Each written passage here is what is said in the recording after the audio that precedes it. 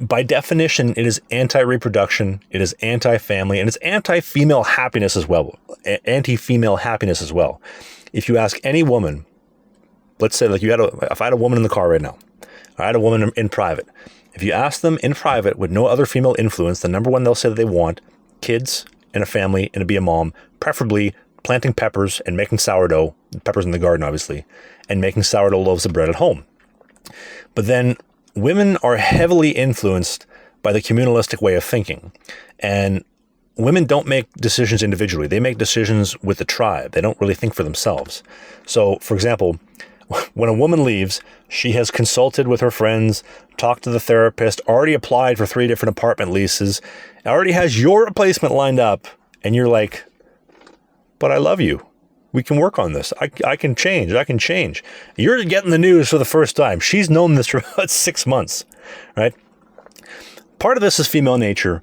Part of this is also feminism of let women be women. Men and women have different roles and different strengths. I'm going to stick to my strengths. Let her stick to her strengths in this never-ending blanket of never-ending nothingness and this blanket of never-ending equality.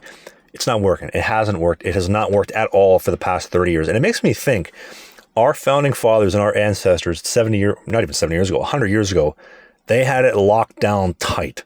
They knew exactly what to do. They knew how to manage women. And I'm not saying this in a big, mean, scary way.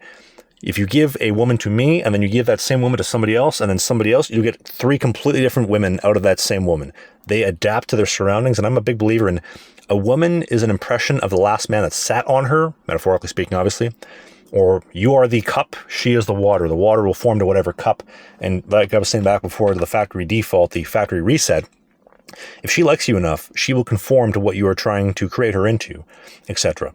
And so women also conform to the societal norms. They're influenced by pop culture, music, trashy reality TV and dating shows, music, the mainstream news, and their friend groups that are also propagated by that. So as the man, it is my job to manage her and then also manage those influences, because how many women do you know? And I think as a man, we've all been there and there's no shame in admitting it, but how many women do you know where they got a shitty group of friends and they're trying to always penetrate? You don't need him. You can do better, because nobody keeps nobody keeps women single and miserable like other women who are single and miserable. If there's one woman who's going through a divorce and a nasty time, she's blown up her life and feels terrible about it, you bet your ass she will use every covert tactic to try to sabotage her friends to make herself feel better. Because the mating strategy of women is sabotaging other women. The mating strategy of men is go out, solution-based, strategize, and compete. It's why I'm explaining this was my solution. What has been told is not working. I got to do something different. That is literally by definition the male reproductive strategy. But women is sabotage. I'm going to sabotage my competition. Body positivity, fat acceptance.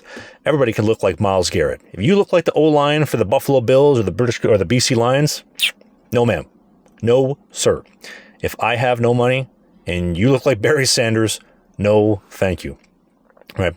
It is sad. It's not the way that I wish things were, but it is the way that things currently are.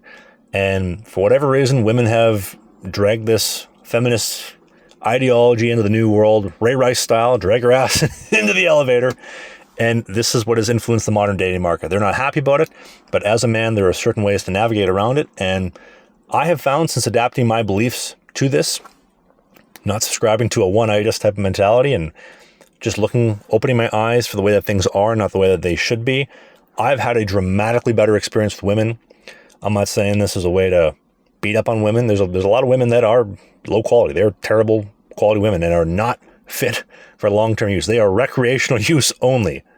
But there are also some fantastic women that I have met that are great quality, that subscribe to the same beliefs, want to have kids, want to raise them on my terms. And I'll use the example, Carrie Underwood, Mike Fisher, captain, ex-captain, I should say, for the Nashville Predators, Ottawa Senators.